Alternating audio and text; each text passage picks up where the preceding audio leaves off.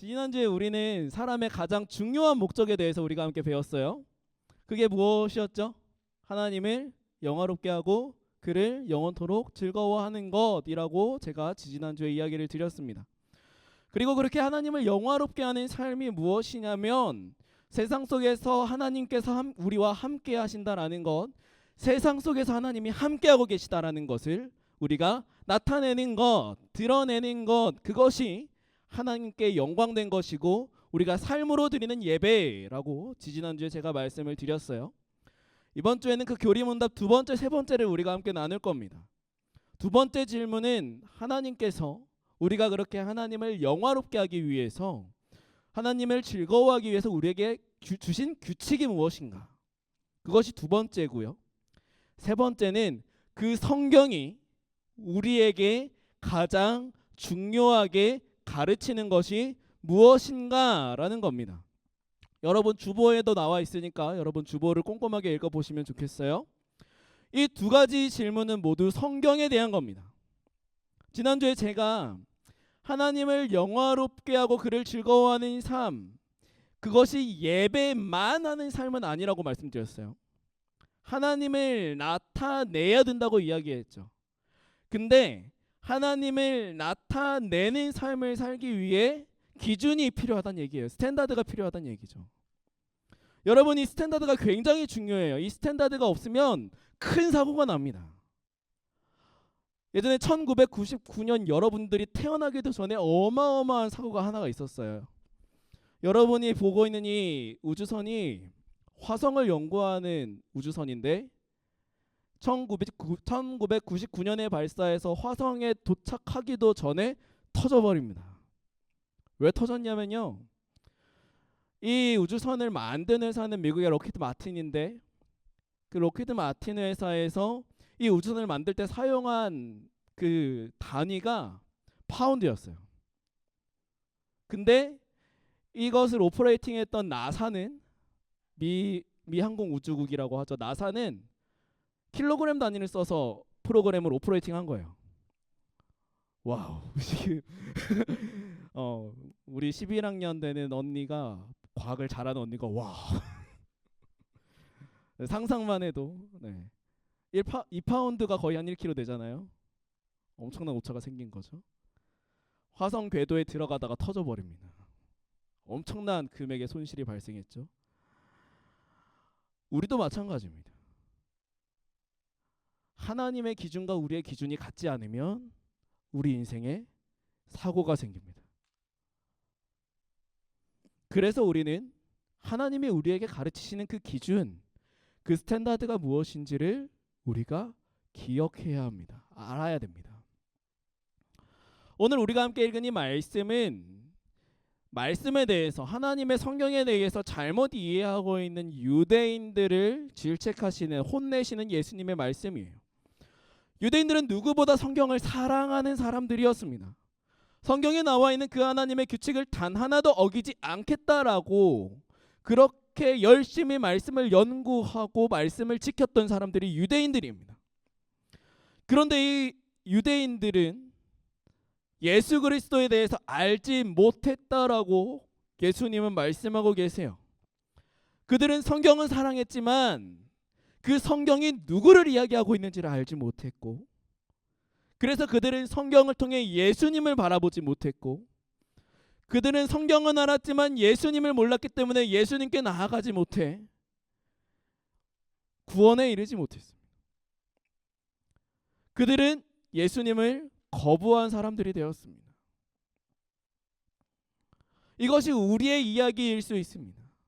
우리가 성경을 통해서 하나님을 영화롭게 하고 하나님을 즐거워하는 그런 방법들을 배우겠지만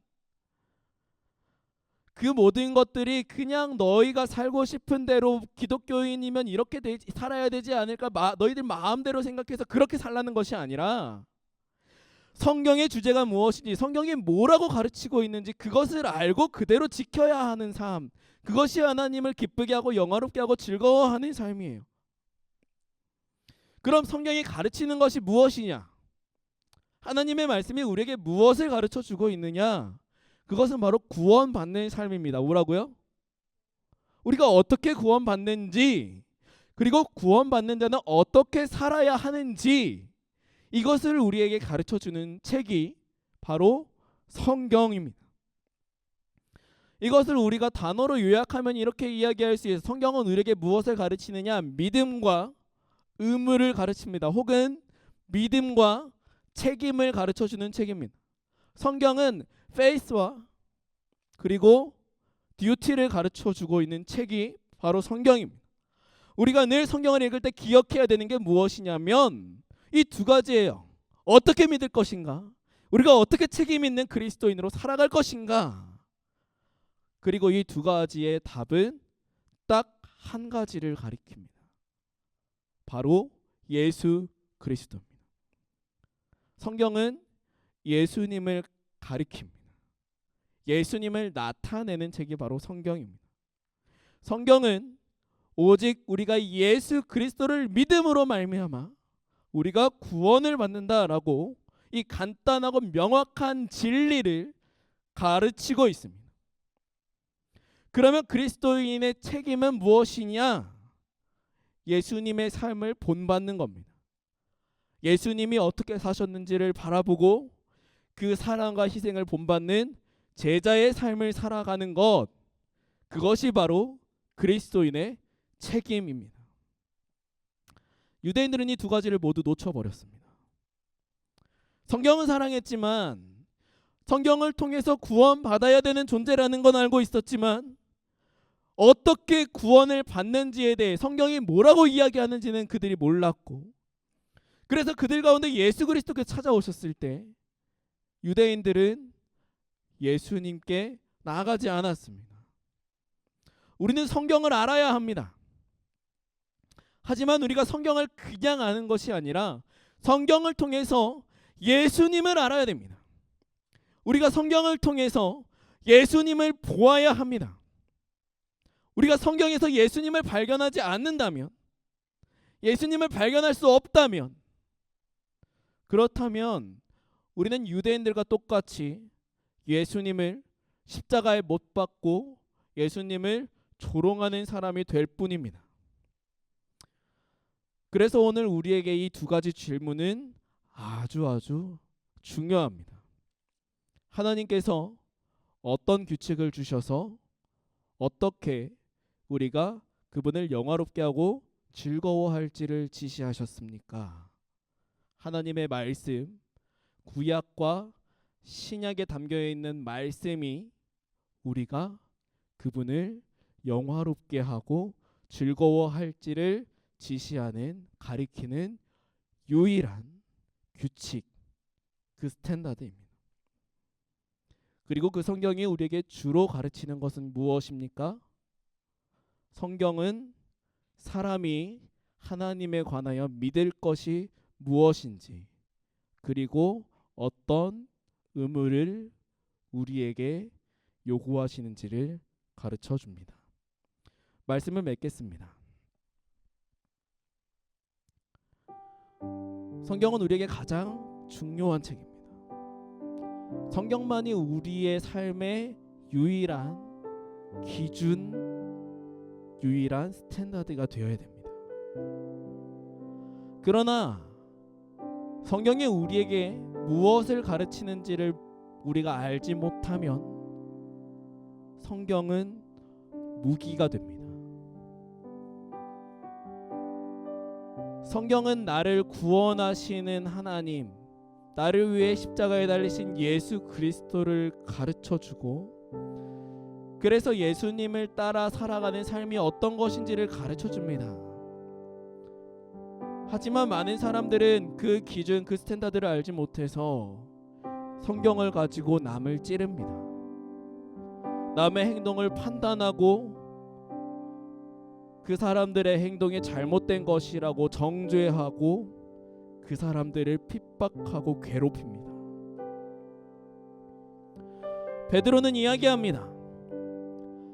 먼저 알 것은 성경의 모든 예언은 사사로이 풀 것이 아니니 예언은 언제든지 사람의 뜻으로 낸 것이 아니요 오직 성령의 감동하심을 받은 사람들이 하나님께 받아 말한 것임이라.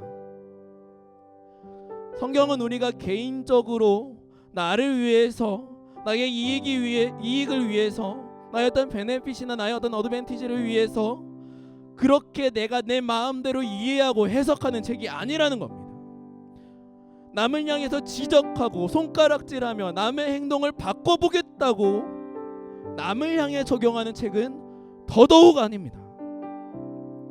성경은 오직 예수 그리스도를 드러내 보여주는 책이고, 우리가 예수님의 모습대로 살아내도록, 우리 삶 속에 예수 그리스도가 드러나도록 날마다 우리에게 도전하는, 챌린지하는 책이 바로 하나님의 말씀, 성경입니다. 그렇기 때문에 우리는 성경을 읽으면 읽을수록 우리 삶 속에는 더더욱 그리스도가 드러나야 합니다. 그리스도와 닮아가지 못하는 나의 모습이 또한 보여져야 합니다. 그래서 나를 향해 반성하고 나를 다그치고 나를 깎아내어서 이 세상 속에서 나의 삶의 모습을 통해 그리스도의 사랑과 희생과 섬김이 더더욱 드러나게 하는 것, 그렇게 나의 삶을 다듬어가는 것이 바로 하나님의 말씀입니다. 사랑하는 여러분, 말씀 안에 거하십시오. 그 말씀 안에서 예수 그리스도를 발견하십시오. 그리고 그 말씀을 통해 예수 그리스도를 닮아가십시오. 이것이 우리가 가져야 할 믿음이고 우리의 책임, 곧 성경이 우리에게 가르치는 것입니다.